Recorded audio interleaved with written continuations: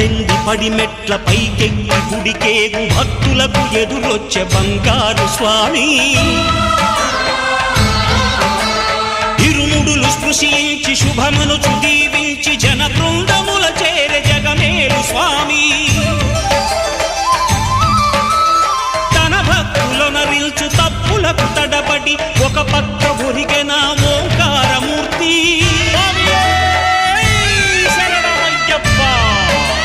స్వాములందరూ తనకు సాయము కాగా ధీమంతుడై లేచే ఆ కన్య స్వామి